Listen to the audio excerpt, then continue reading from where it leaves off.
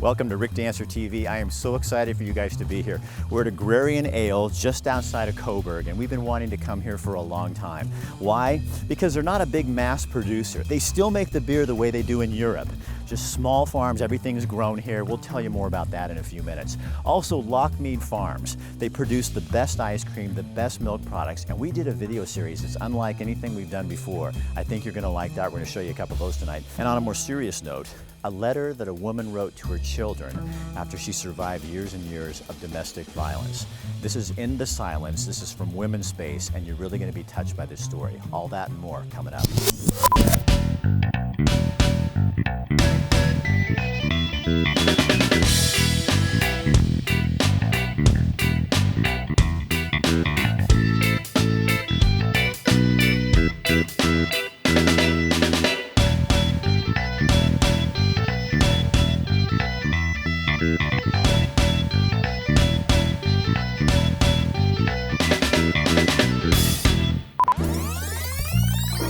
And this is Debbie Tilley, and she is actually the owner of the farm here where Agrarian Ale is, and your sons are the Agrarian Ale guys. That's right. The brew guys. Yes. So tell me, how did this start out with you and your husband and your family? Well, we moved here back in the summer of '85, and we found this place to rent, and we moved in here the winter of '85. And been here ever since. And I always did the farmer's market. I came here actually the summer of '85 and did my first farmer's market in Eugene. Back then, I grew everlasting flowers and ornamental produce. And after about 15 years, dried flowers died and went away. Nobody wanted them anymore. What is that like for you to now know that your boys have taken this farm and created a very amazing brewery here, that people are talking all over the state about this place? Well, it was my dream to bring the boys back to the farm. They grew up, went away to college, and came back, and keeping the farm in the family and keeping it viable. That's what moms want, isn't it? Yeah. To have and your boys happy. nearby. Do what they love. They're creating a product in these tough times that they can, be proud of and get out there and market and actually, hopefully, be profitable with. It's all about community, isn't it? It is. You taught them well.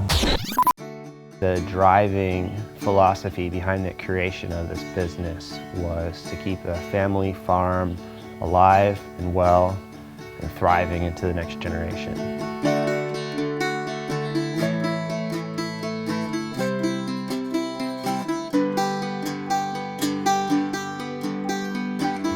I moved out to Oregon in 2006. I've been homebrewing the whole time with a passion for organic ingredients and wild harvested herbs and homegrown hops. So when I met the Tilley boys and came out to this farm for the first time, it was kind of a dream come true.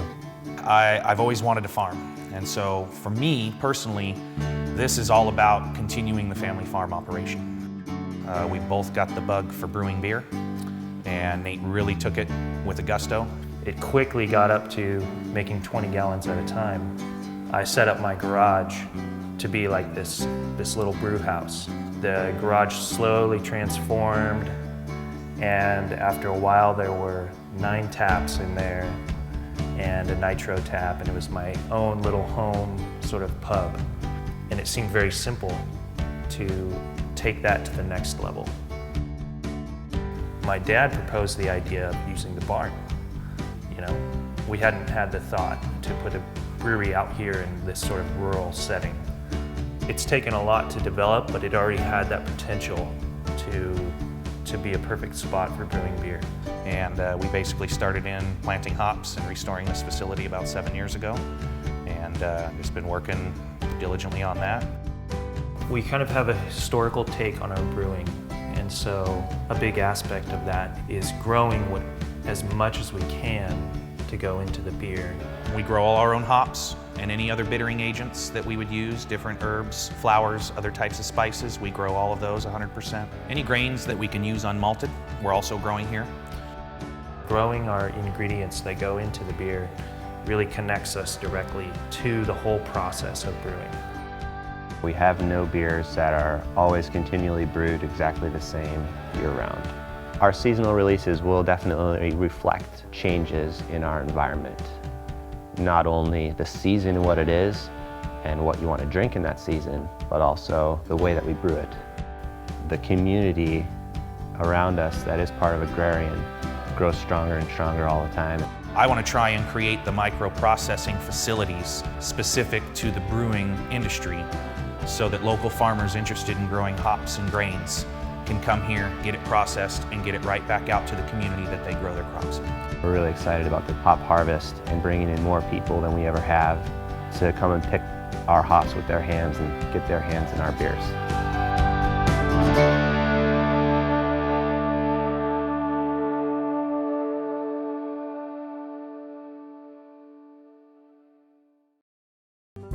So Rick, this is a great farm. What else do they do out here with the playground and stuff? Well, this is where families come in the summertime. You can come out here and bring your beer out here and your meal, and you can sit at the picnic tables. They have all kinds of stuff for the kids, the playground. It's just kind of a place to be out on the farm. It's kind of that agro recreation we talked about. Oh, wait a sec. That reminds me. Scott and I have been shooting this series of reports and little stories for Lochmead Farms. Love that. And we're going to show you 2 of them tonight. Here's the first.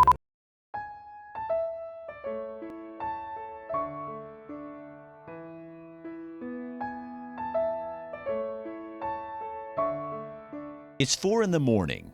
Nature is starting to stir. In an hour or so, the sun will peek over the Cascade Mountain Range and spill into the Willamette Valley. Nestled at the base of those mountains near a small community of farmers north of Junction City, you'll find Lochmead Farms.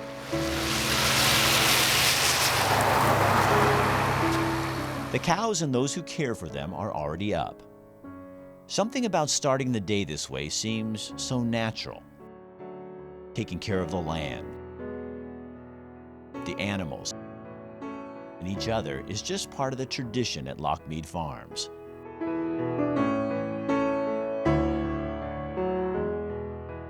In these parts, hard work, commitment to community, and how to treat each other are simply the way it's done. Lochmead Farms is fresh, it's local, it's family. No wonder our milk, ice cream, and other dairy products taste so good.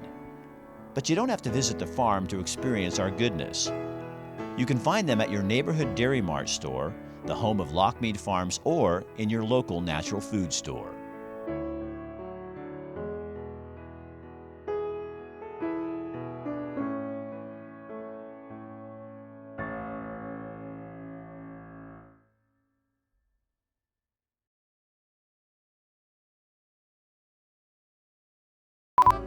So this is the field beer, huh? Field beer. Yes. Thank you, Ben. This is a nice place you have out here. Yeah. I notice you have food too. What's Yes. the menu? Today we've got 4 different offerings, a collection of ingredients from the woods. Notice all the beer stuff here. Where do you cook the food? Want to go see? Yes. So this is our outdoor farm kitchen. Wow. We started by putting in the wood-fired earthen cob oven. How hot is this stove? You just build a fire in there and use what it makes, or what? It'll get up to 600-700 degrees if we wanted to do that. We wanted to place the kitchen, the processing of the food right here next to where we grow all the food. So all of our ingredients are usually sourced from this farm. This is pretty cool. You guys need any hands? Or, well, I've only got one available one because this fielder beer is delicious. This is what you need when you go camping. A whole setup here. And bacon. Is that bacon? That's bacon. Oh my God, can I stay here? Beer and bacon, come on, Rick. I still don't know how you're gonna do the face on that pumpkin. I think you're doing. It goes in your face. That's the whole. Huh? Nice. What are you drinking? This is the Fielder's Ale. This is Sandy Harris from Eugene Daily News. Hey. What's that? This is the pumpkin beer. I can't pronounce it. You got that hopped up on Eugene Daily News, right? And so it seems like that's kind of the thing. I'm learning a lot about it from our Hopped Up column. It goes out weekly, and I'm just touring the place, checking it out. This whole outside area is pretty cool. So are you going to write about this on your next Eugene Daily News? I will. My column comes out on Tuesdays, and so I wanted to come out and see how they enclosed it. It's nice to still be outside and be able to sample all of their different beers. For people who don't know, what is Eugene Daily News? Eugene Daily News is an online newspaper, local Lane County news, and we have a bunch of wonderful writers, sports coverage, wine. We have Wine Julia. We have our Film Fanatic. They've got sodas Absolutely. too, the Mesa Melons and Asian Pear and the Carrot soda. So if you want to bring the kids out, Absolutely. kid friendly, they've got the whole thing. But if you want to read about it, you can go to eugenedailynews.com. Cheers. Cheers. Let's find some more. Okay. So this is celeriac and parsnips. We're gonna blend up into a soup. That smells really good. Look at this. So these are matsutake mushrooms roasted in the wood-fired oven. Heck of a mushroom year. So yeah, these and bacon, you really can't go wrong. Those are mushrooms? So yeah, these It are almost mushrooms. looks like chicken. Is this where you tell me you went back to Ranchito Grill without me? Because I don't like those I did talk to stories. Abe the other day, though. I was down there talking with him because we had to do the drawing. Yeah, who won then? Who won? Lori Riviera. Hey. You won the two, yeah. I would clap, We but should have a I'm. clap. This Yeah, you're is drinking yeah. beer. This is kind of more So important. you win 2 free dinners and 2 free drinks from Ranchito Grill. So you need to go in and talk to Abe or Ruben. To enter, it's really easy. You just go put your information in the Rick Dancer hat. You put how we can get a hold of you, your name, your email address, your phone number, and stuff like that. And then you could win drinks for 2 and dinner. That's more important, I guess, at Ranchito Grill. It's the beginning of our security system. That's awesome. But he's an incredible artist. He used to be a McMinimans painter. They call you have a group of people they call when they want to do a new place and redo all the painting. He would be one that got called in.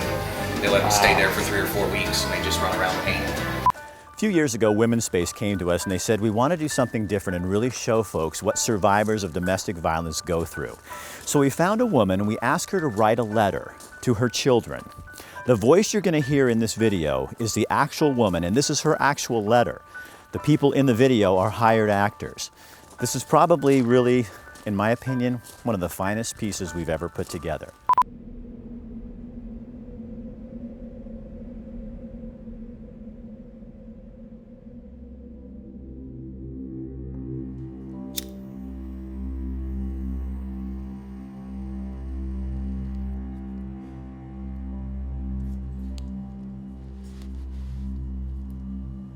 My dear children, you were little when it began. It was supposed to be only temporary, just until we got on our feet. But he followed, making promises that I believed, promises that he could replace the dad that left you. The screaming and breaking our toys wouldn't last long. He would leave again. Imagine living in a home where, again, you're walking on eggshells. You don't know if one thing is going to make this abusive person just go off again. Imagine not coming home, coming home and not knowing what that day's going to be like at home. Then when he returned, it was so much fun, playing in the park and roasting marshmallows in an old pail. Until next time, the anger from out of nowhere, tearing through the house, breaking the things we cared for most. There is an incident of abuse that is then followed by what is called the makeup period. That's also somewhat of a setup for what then follows what's called tension building. And this again is when you start to see that power and that control where the abusive partner will maybe start nitpicking, which is then again followed by another incident again. There's definitely no end and there's no beginning, it's continuous. The things he did were horrible, some unspeakable. He abused me in ways most people have never even heard of. And you had to live with it. You never knew what you were coming home to. Every single day, it's the same thing. Would he be there that day or would he be gone? Would I be bloody and bruised?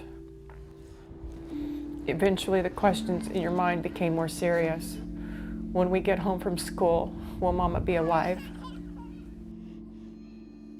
We had no friends and our world became very, very small. It basically cuts off the person from any resources, whether it would be, again, friends and family, whether it be places like Womenspace. It completely cuts them off. It makes them feel as though they're on an island and there's nobody there that can help. He assured me it wouldn't go on much longer, reminding me often that he would soon see me dead, and I believed him. It was always in my mind, will this be the day? I knew it couldn't go on forever. I knew he would kill me or the state would come and take you away from me. I didn't know which would happen first. Either way, I thought I would die. My dear children, I am sorry for the chaos and the fear that you had to live with.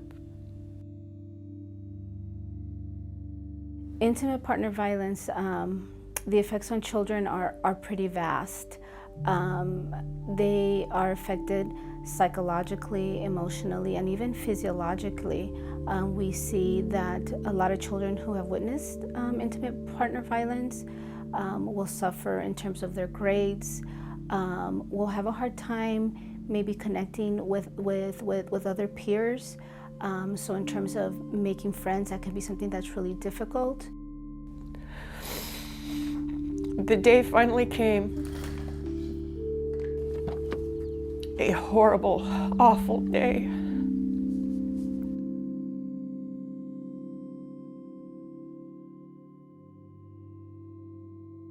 People came and took you away.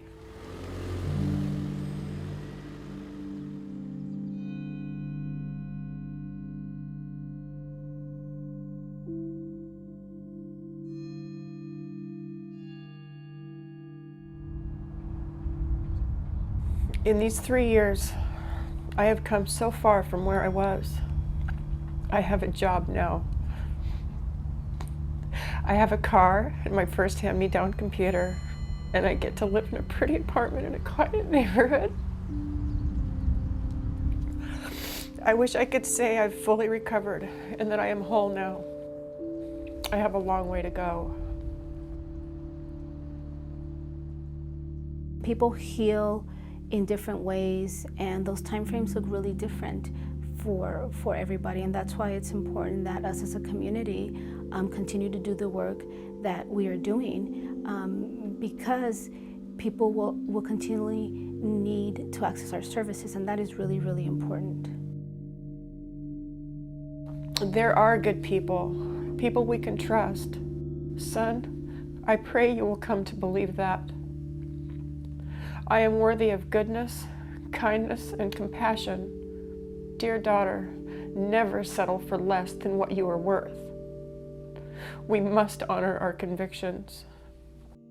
We deal with this every single day, and women like this deserve to be supported. Women deserve to be believed, and that's what we're here to do. Okay. My promise to you is that I will do my best to take care of myself and to always provide you with a safe and loving place to call home. I love you with all my heart. Love, Mama.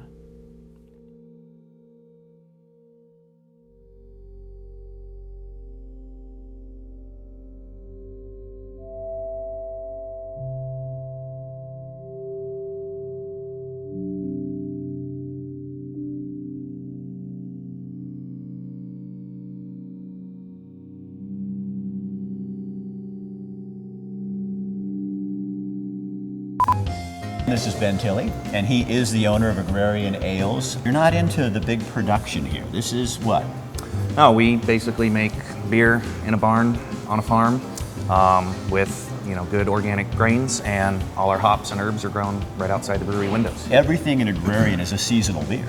Yeah, we are a true seasonal brewery from beginning to end. What do you like about that? It keeps it exciting. The two brewers here, my little brother Nathan and my great friend Tobias, are so motivated and excited and passionate to come to work every day because they get to constantly recreate new things and come up with new ideas and experiment constantly. What I really enjoyed, my personal habits, is I'd go into a place that had a tap list and I'd look for what was new. And only would I fall back on something I was familiar with when I exhausted all of the new offerings that were there. Took this old barn, it was a dairy barn complex built in '41 on this property, restored it to make it a place that we could, have a food grade establishment in. Okay, Rick, I don't take that long to get ready. My grooming is not up to standard. Is it the dirt on my face? You've stopped shaving, and I'm worried about you. It's called Movember, and so this is it's for prostate cancer awareness, so that when people like you come up and say, Why do you look so crappy? Homely. Oh, crappy. Okay. I didn't know what you were going to say. Very nice. Right. It's for the month of November. Guys are supposed to just stop shaving. And it's Movember. It's a chance for guys to grow. It used to be No Shave November, and then the Cancer Society took this over, or actually a group called Movember. So I'm doing this for the Willamette Valley Cancer Institute, and they're saying, hey, Rick, would you be our team captain? And so the idea is go on us.movember.com. us.movember.com. And then you put in Rick Dancer in the search, join our team. You don't have to give money, just join the team and say we support you. And we're going to see how hairy we can get for the month of November. One of the things I love about Lochmead Dairy, well, first of all, it's their great ice cream. Second of all, it's that they still have a true half gallon. They didn't go to a smaller half gallon. You still get a real half gallon. But what I love the most is they're about family.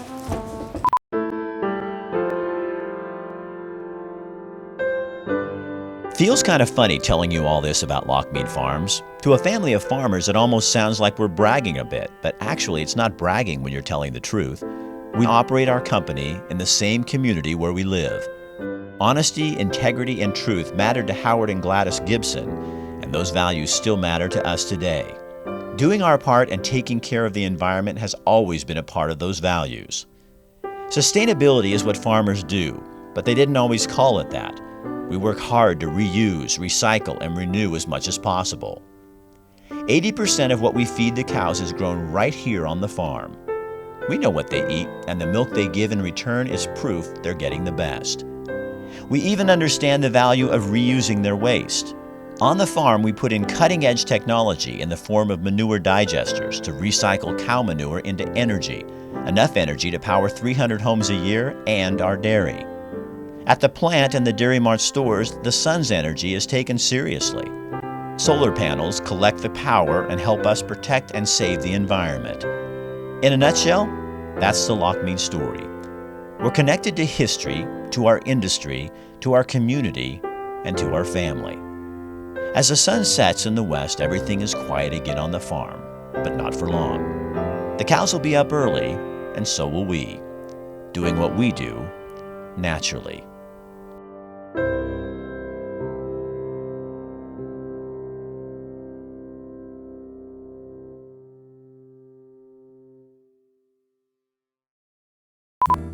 And we're here with Steve Anderson with the American Home Brewers Association. You also work for Falling Sky, one of 2 local places where people can go, home brewers can go to get help. Correct. And supplies. Yes, we supply ingredients, knowledge, get people squared away, and give them the tools to make the best product they can, and hopefully something that they're proud of. You also have a nice brewery there too, don't you? Yes, we do. Yeah, I like Falling Sky. You got good beer. Tell me, home brewers, why is this becoming so popular, do you think? I think some of it has to do with cost. Another faction of it is making something that you can put your stamp on that brings people joy and happiness. Just basically why commercial breweries brew. And they love what they do. It's almost like cooking in a way. For me, I personally brew a lot of beer and I don't consume a lot. But when somebody's drinking a product I make, lights them up, they're smiling, having a good time, that's all I need. How hard is it to get involved and really do homebrew? It takes time, doesn't it? It does. It takes, from the day you make it to the day you consume it, it's generally about a month. But the actual labor is just all on the front end. And don't expect wonders from the first or second or third batch. Correct. You're going to make mistakes. And what's important is you learn from them. The biggest mistake people make is in sanitation, not properly sanitizing their equipment. But there's easy solutions to that. And we've all made mistakes, myself included. It's what you do with them. You learn from them, move on, and before you know it, you'll be making phenomenal beer. What's the cost generally, like to do it right? I don't want to buy the worst equipment. What's the general average that I'm going to have to pay to get into this? So for the initial equipment purchase, ballpark would be about $200. The average cost of ingredients is about $35, and that's ingredients for 5 gallons worth of beer. I think that's another caveat to why people get into it is $35 for 5 gallons of beer, of good beer. And you can't go to the store, buy 5 gallons worth of good beer and spend $35.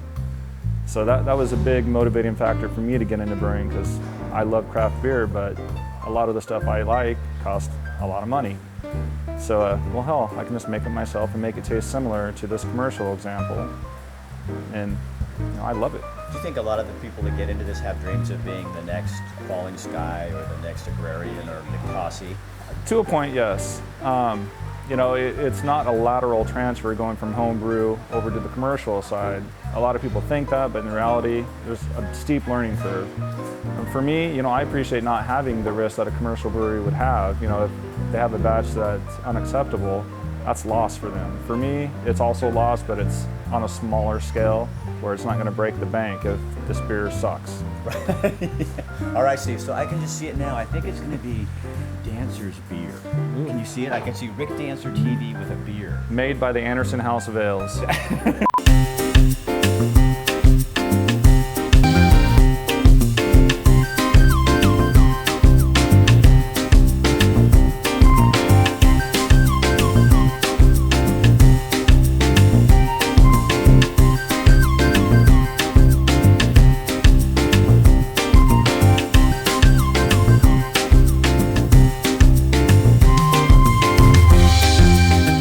3 years ago, two friends of mine, Kevin Curry and Devin Lyon, we came up with an idea to do a documentary on Senator Mark Hatfield. We've interviewed over 58 people for this, and it's finally ready. On November 19th, there'll be a premiere in Portland at the Winningstad Theater and the Antoinette Hatfield Hall. I love that part. If you want to go to hatfieldfilm.com. You can go on, find how you get tickets. We'd love to see you there.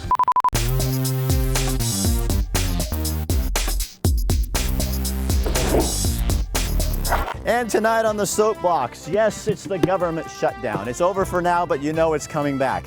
I am so sick of this whole thing. First it's Obama's fault, then it's the Democrats' fault, then it's the Republicans' fault. You know, what happened to we the people? I think it's our fault. Maybe we don't like to see that, but maybe we're the problem. What's your credit card debt? What's the national credit card debt? How much do you owe as opposed to what you don't? We want Congress to balance its budget, but do we balance ours?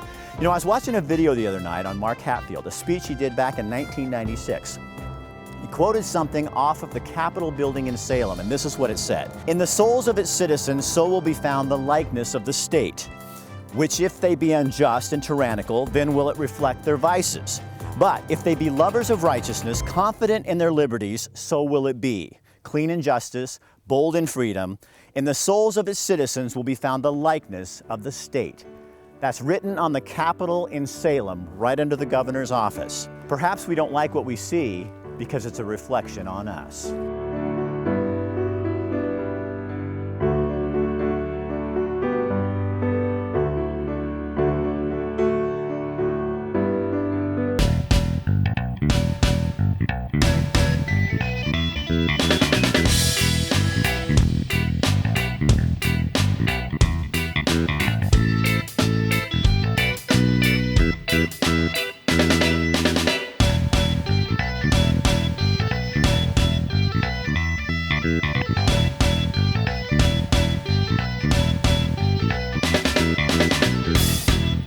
For the month of November, guys are supposed to just stop shaving, and Yeah, if missed girls a want to spot. participate, you don't have to shave your legs for a month, or you can leave like you do, the hair under your armpits. You just let it grow. Whoa! And that's how you are showing me that you care about what I went through. So see, and I appreciate you doing So that. if I shave, then I'm a jerk. If I don't shave, then that's the way. Okay. Yeah, and either way, you're ugly. I don't know.